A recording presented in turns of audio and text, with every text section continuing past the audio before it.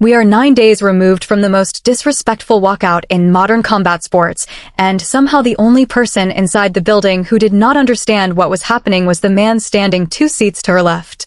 Claressa Shields, undisputed in 3 weight classes, the GWAT across 3 divisions. The woman who just put Lani Daniels through a 10-round unanimous decision at Little Caesars Arena in Detroit on July 17, 2026. Walked to the ring in a dress she had stitched together out of the actual ring towels that were thrown into Kaye Scott's corner of the night. She stopped Kaye Scott for the TKO 3 weeks earlier. She was not quiet about it. She was not subtle about it. She wore the towels like a championship belt, like a public record, like a sentence addressed to one specific person. And the man clapping next to her in the front row was Papoose. Papoose, who was still publicly married to Remy when that music video dropped. Papoose, who had spent the prior 7 days publicly backing the woman Remy had been dragging by name across every platform Remy still owns. Papoose showed up draped head to toe in Floyd Mayweather's TMT hat, TMT jacket, the full branded rollout, like he had just been cut a check for it, which he had not, because Remy told us, on record, on camera, in front of every camera in the culture, that this man does not get paid. He gets percentages. He gets a slice. He gets the back end of somebody else's win. He is the highest paid seat filler in hip-hop history, and he does not even know he is the seat filler. That is the picture. That is what every camera in Detroit was looking at on Saturday night. And what we are about to walk through is what every shot in that picture actually means, why it actually matters, and why the people telling you this is just a messy divorce have been playing you for the entire summer. There is a business story under this. There is a culture story under this. There is an industry story under this that almost nobody has connected yet. We are going to connect all of them today. Drop your thoughts in the comments, hit like, and subscribe. Let's get into it. So let me set the table the right way, because I do not want anybody watching this in 2 weeks saying I never laid out the full picture. On Saturday, July 17, 2026, Claressa Shields returned home to Detroit for the 3rd leg of her undisputed run, this time up at heavyweight against Lani Daniels from New Zealand, and the judges turned in 100-90. 99-91 and 99-91. She was not taken seriously at any point in the fight. She dominated. The week before the weigh-in, Remy released the music video for her diss record aimed at Papoose and aimed at Claressa, the song titled W.Y.F.L, reportedly responding to a cease and desist that Papoose had allegedly sent her over prior bars. And she chose to drop the visuals from inside the building at Claressa's previous fight, the Kaye Scott TKO, like she was renting the ring out as her release headquarters. Claressa responded without throwing a single punch back on wax. She responded with a towel. She let the visual do the work for her. And then, on the Tuesday after the Lani Daniels win, she sat down on nightcap with Shannon Sharpe's sister and answered every question with discipline. That is where we are. That is the timeline. That is what every shot in Detroit was standing on top of. And every single person in this story has now reacted publicly, which is why we finally have enough receipts to walk this layer by layer, beginning with what we can see and ending with what we are supposed to be able to see, but somehow are not. Before we go any further, I have to set real stakes, because the stakes on this story are not what the blogs are telling you they are. The blogs are telling you the stakes are a messy breakup, a cheating accusation, and a rapper wearing the wrong hat at a boxing match. None of that is the stakes. The stakes are whether the most dominant female boxer alive is going to let herself get pulled into a hip-hop production where the script is being rewritten for her in real time by people who need her to be the villain so somebody else can keep being framed as the underdog. The stakes are whether Remy who has been one of the most important voices in New York rap for over 2 decades, is going to be turned into a hashtag so her soon-to-be ex-husband can keep walking around arenas in a hat he did not pay for. The stakes are whether the boxing media is going to keep treating Claressa Shields like a serious athlete through the middle of a public dispute, or whether they are going to collapse her into a brand extension of somebody else's messy marriage. And the biggest stake, the one nobody is publicly asking yet, is whether Papoose is going to be allowed to keep collecting access fees across the entire combat sports bracket on a relationship with a champion he did not build, did not train for, did not bleed for, while being subsidized by percentages of money that his own estranged wife is publicly telling the whole world he does not actually receive. That is what we are watching right now. That is what was on stage Saturday night. Now let me show you the receipts. The first piece of evidence, and the one that started the entire cycle, is the Remy Ma music video that dropped from inside Claressa's last fight on the Kaye Scott broadcast night. I want to be careful with the phrasing here, because the video was not officially sanctioned by Shields' team. Remy Ma released W.Y.F.L as a direct response to a cease and desist allegedly sent by Papoose the week before over prior bars she had been rapping on her IG Live. And she timed the release to land during the live broadcast of Claressa's previous TKO, which means women watching a Claressa Shields championship fight were handed a Remy Ma diss record mid-event. That is not coincidence. That is a release strategy.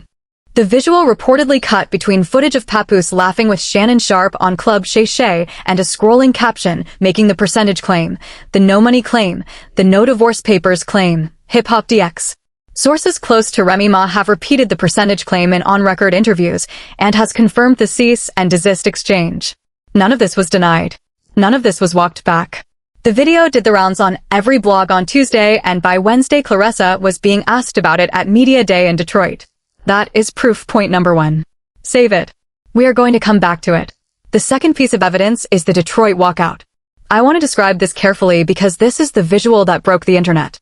Claressa Shields walked to the ring for the Lani Daniels main event in a dress that, by her own account in the post-fight interview, was built out of the ring towels that had been thrown into Kaye Scott's corner on a previous fight night.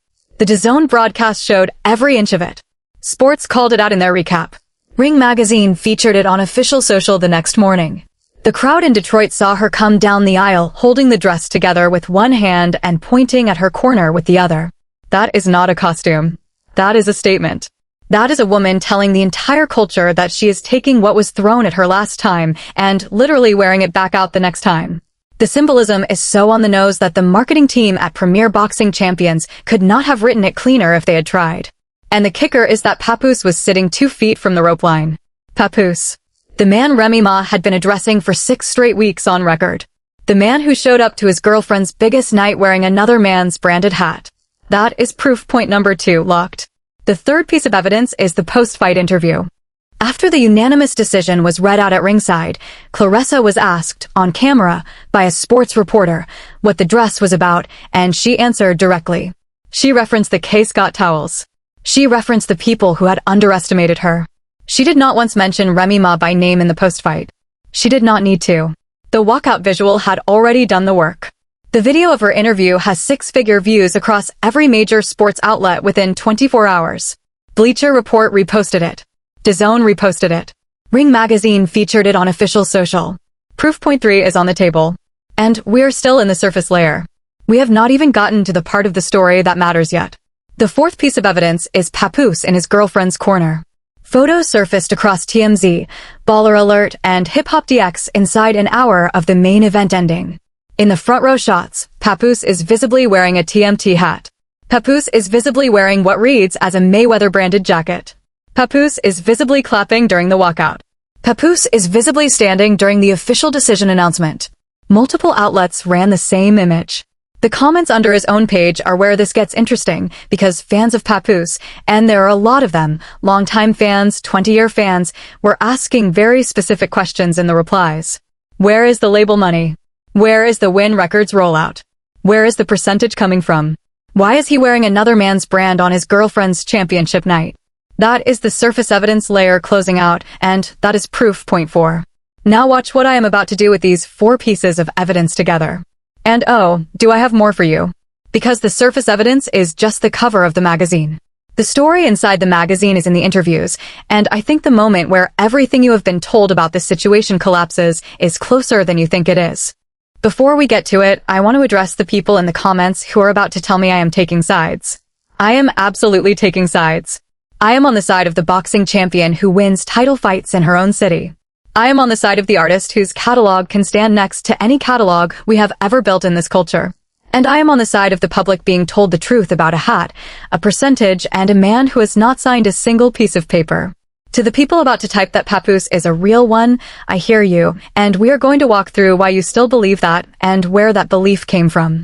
To the people who think this is just a messy breakup, congratulations on missing the structural story. Now let us go. The first piece of cultural evidence is the nightcap interview. The week after the fight, Claressa Shields sat down with Shannon Sharpe's sister on the Nightcap podcast. The official video is up on TikTok and on YouTube. In that interview, Claressa was asked directly about Papoose's impact on her life, and what she said was more important than what she did not say. She did not get defensive. She did not throw punches verbally. She did not bring up the percentages. She answered in a way that made clear that the people in her life have been part of her stability, not part of her drama. That matters because if she had been handed a script, the answer would have read completely differently. It would have read like a diss track. Instead, it read like a woman who knew exactly what was being asked and chose the route of discipline.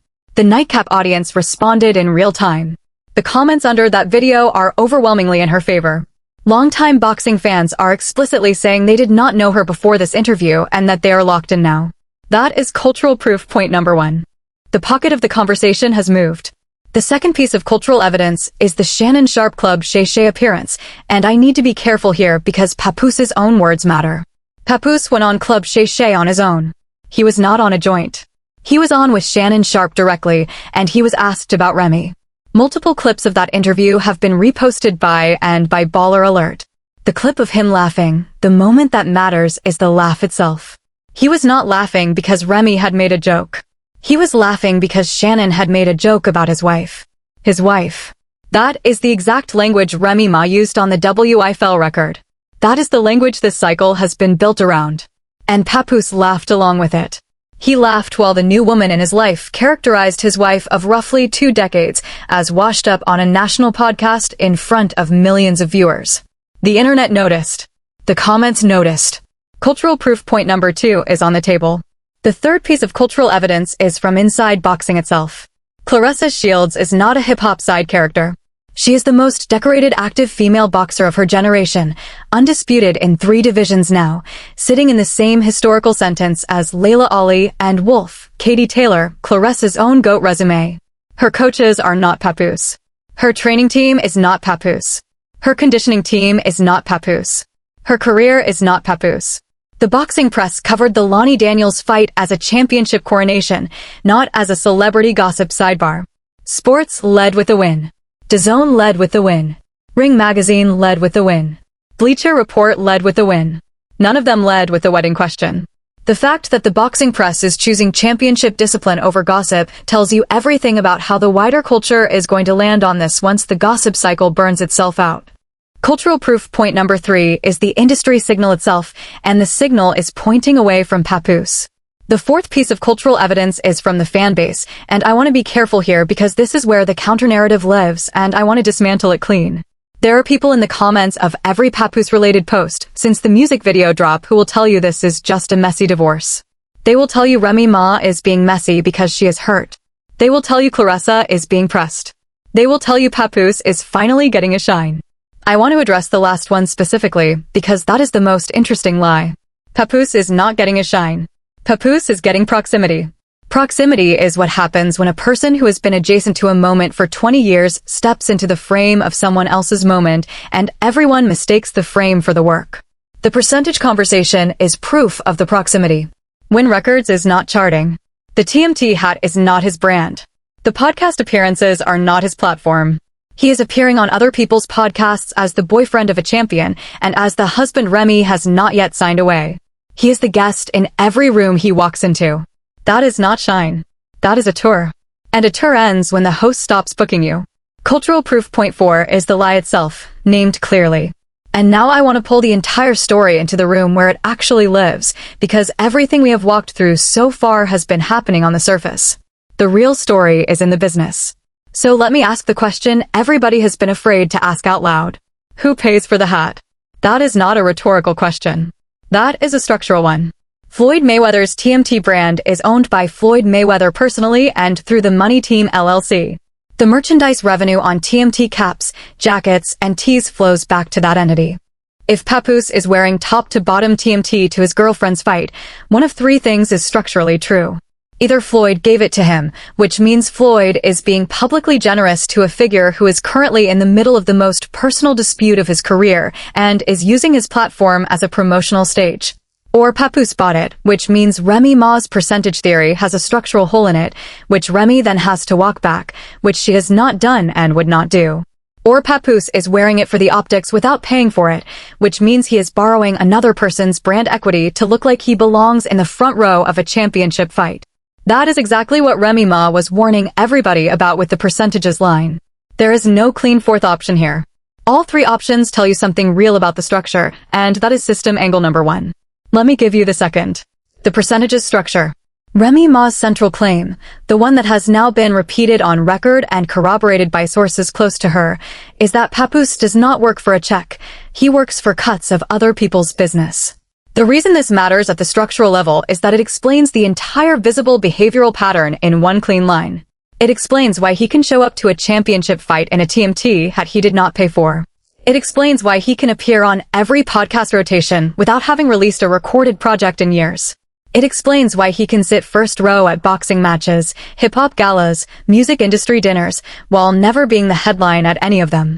The percentage structure does not produce an independent operator. It produces a high-profile tag-along. And once you see the pattern, you cannot unsee it. The percentage claim is not gossip. It is the only explanation that fits the entire visible behavior set we have been documenting on this channel for months. The third system angle is the access economy. Papoose has spent the last several years trading proximity for visibility. He shows up. He appears. He claps. He laughs. He does not create. He amplifies. That is a known role inside the entertainment economy. It is the role of the partner of. It is the role of the plus one. It is the role of the boyfriend of and the husband of. It is a role that pays well in attention and pays very poorly in equity. The reason this matters for the wider culture is that there are dozens of men currently trading on this exact structure across hip-hop, sports, and entertainment, and most of their audiences have not yet clocked it. Papoose is the cleanest case study we have in front of us right now. He is in the front row of a championship fight wearing another man's branding, on a percentage model his wife has publicly named, sitting next to a champion whose training team has had to absorb the noise of his presence for an entire fight week. The access economy is real. It is profitable for a small number of people. And it is the reason so many talented women in this culture have been quietly asked to bring a plus one to rooms that plus one did not earn. That is the third system angle, and it deserves its own segment because it is the angle nobody is going to write about before I do. Now here is the truth that nobody wants to say out loud. Claressa Shields did not have to respond. The towel dress, the nightcap answer, the club shay appearance where she set the record straight, none of those moves had to happen. She could have let the W.Y.F.L record breathe. She could have let the gossip comments breathe. She could have stayed in the boxing lane and let the boxing media handle the boxing story on its own. She did not do that. She responded because her silence was being sold as weakness in real time. Her silence was being used as proof that she could be intimidated, and the people selling that narrative needed it to be true so that the front row, TMT Hat, percentage-driven version of Papoose could continue to be presented as a winning story in hip-hop spaces. The truth is that she responded, and her response did not look like a diss track. Her response looked like a champion walking to the ring wearing the disrespect that was sent to her, in a dress she made out of it. She wore it. She won in front of her own city. And she did the post-fight interview in it. That is not a reaction. That is a rebuttal. And the rebuttal landed harder than any record could have. The major truth bomb here is this.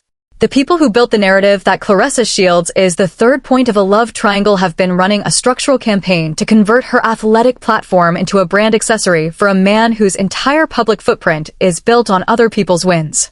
That is what the towel dress responded to. That is what the nightcap interview responded to.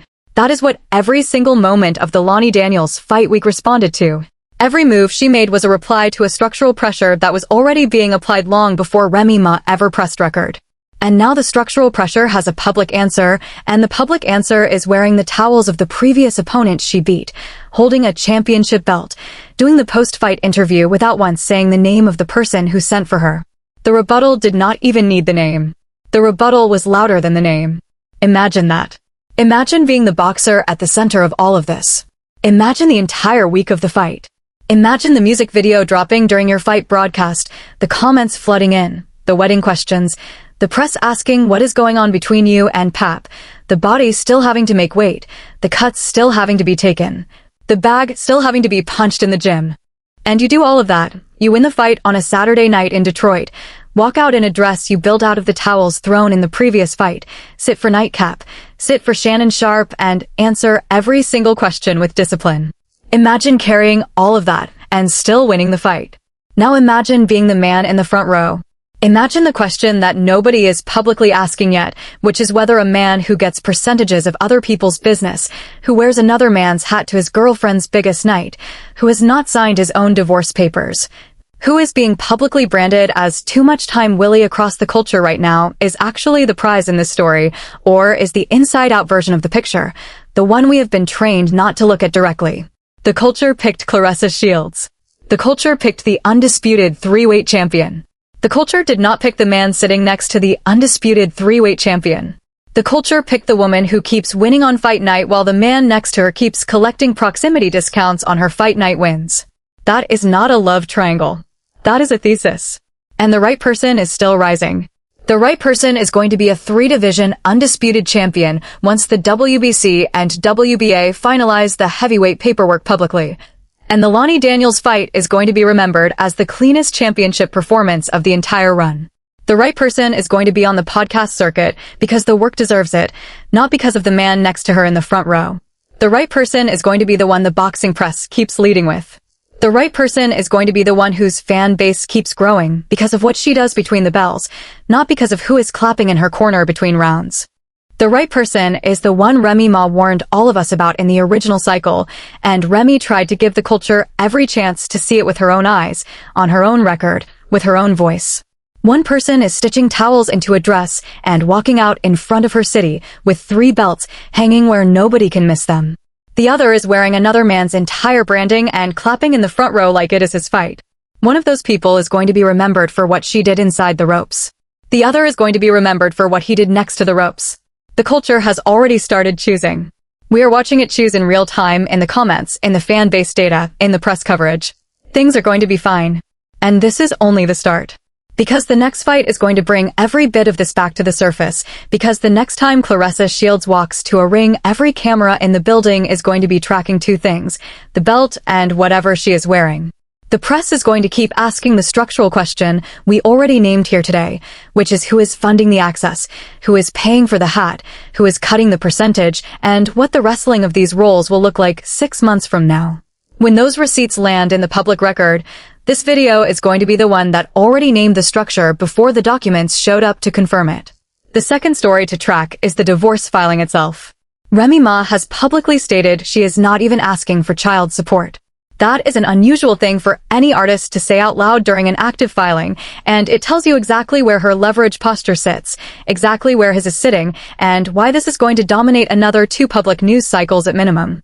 The third story to track is whatever comes next on Club Shay Shay, because Papoose has demonstrated that he is willing to laugh through these interviews on national podcast cameras, and the next interviewer who books him is going to ask the percentages question directly on tape.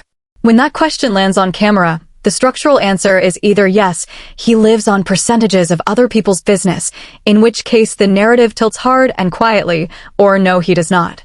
In which case Remy Ma has been telling the truth publicly and the receipts that follow are going to be loud. Both outcomes are bad for the access economy, and both outcomes are very good for the boxing champion in the dress. Subscribe for that. Watch that. We are not done.